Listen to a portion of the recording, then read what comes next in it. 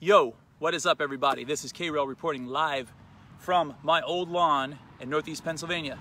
Small town called Falls, but I'm closer to Lake Manola. That's my address. Now, if you notice that my camera is crooked and sideways, let me know so I could adjust it. But I'm trying to do this in landscape for a change, just to see if it works. And if not, I will flip it. Now, I got a few things on my mind. I haven't been out live in a few weeks because I've been laying low and I've been off the radar screen a little bit, recalibrating and working on some projects on my computer. But before we get any farther, let's see. I have somebody watching. Hey, Michael, let me know if I'm crooked. Somebody please let me know if I'm crooked because I'll readjust my camera. Before we get started or go any farther, it's the middle of the afternoon and we need to do a movement break. So here it goes. What we're gonna do is a crawl position alternating bird dog. You ready? I'm gonna go back there and I'm gonna show you how to do it. Here it is. Hopefully I can be completely in frame here. Okay, we're gonna come on to a quadruped position. Hands directly under your shoulders, knees under your hips, and you're gonna look straight ahead like this. Now, here's where the magic happens. We're gonna lift our knees off the ground. So my kneecaps are scraping the grass here, off the ground.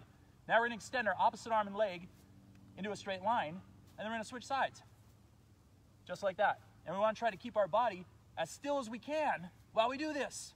And again, my knees are off the ground.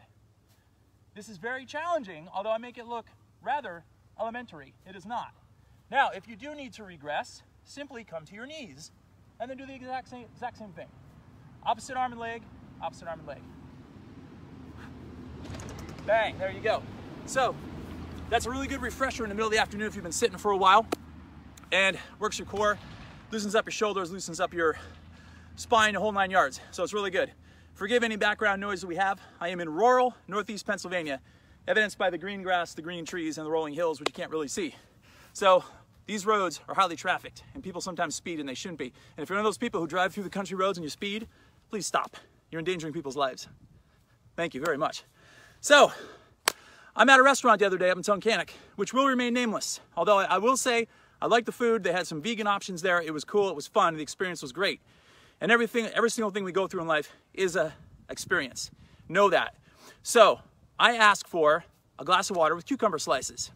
And I get this kind of reaction from the waitress. She disappears, comes back later, hands me the glass, and she says to me, I requested this in the back, and they said, oh, he must be one of those. And I raised my eyebrow in the air, and I looked at her, and she walked away. And I'm like, one of those, huh? So I guess I am one of those. And mind you, rural Northeast Pennsylvania, not that I'm saying anything bad, I grew up here, about this area, but evidenced by the reaction, I was basically fit-shamed. It's pretty much that simple. So what I'm telling all of y'all out there, who is that? Hey, Fawn, how's it going? What I'm telling all of you out there is this: never ever back down from what you feel is right or what you believe in. If you 100% know that what you do or what you say is right and for a good reason and a good purpose, don't back down from it. Don't let people bully you. Don't let people think you're doing something wrong or bad if you did nothing wrong. If you know, the main thing is this right here, this big muscle called the heart. If you know what you're doing is right here, and what you're doing is just and kind, and it comes from a kind place and from the heart center, you never, ever have a thing to worry about. No matter how much you're being ridiculed, no matter how much people are looking down their nose at you, no matter how much people say you're one of those. And one of those, by the way, is one of those people who eat healthy, who think healthy, who live a fitness lifestyle, who work out every single day of the week, who haven't missed a day of exercise in over 10 years, over 11 years. I think I'm going on, it'll be 12 years in October that I've not missed one day of exercise consecutively every single day. I'm one of those. And if you're one of those, stay one of those. Don't let someone else stop you from being one of those. That is a good thing, my friend. You will create a ripple eventually. Just stick with the program, stick with the game plan. Be you, be the best you can, and don't back down from anyone. Okay, rant over. I'm one of those. Be one of those with me. Next time in business, this past Sunday, went for a run in the morning, came back home, painted my Gatas. I was super stoked about it. Shot a video on my Gatas. If you haven't seen it, scroll down through my thing, you'll see it. And spun them all, initiated them all. It was so much fun making Gatas. It's my like new passion right now. So I actually felt soft and flabby. I ate way later than normal the night before.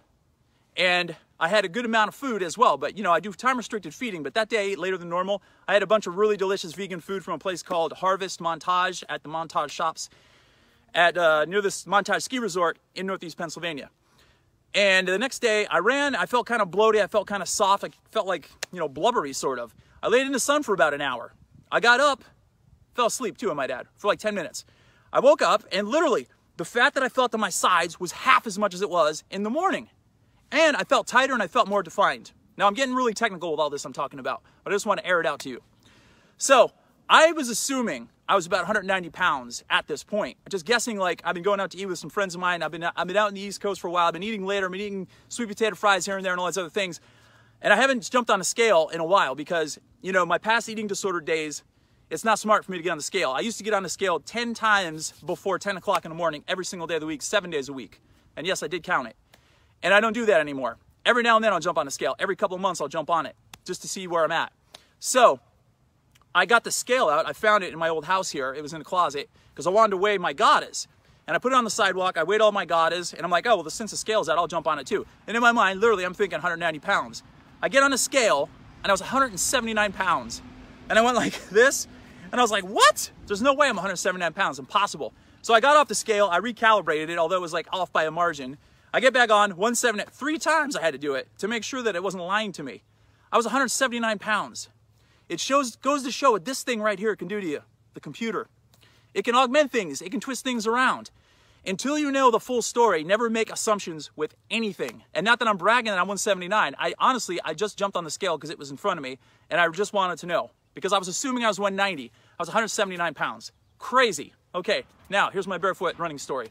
Today was the first day I did a long distance barefoot run of the season, and I'm super proud about that because it felt great. I didn't even miss a beat. Here's the interesting fact. Since I've been back east, I've run outside like 3 times, and I had to wear my minimalist shoes. I wear my Ninja Toe shoes, they're called, and they have about a 5 centimeter sole on them, and it's a hard rubber sole.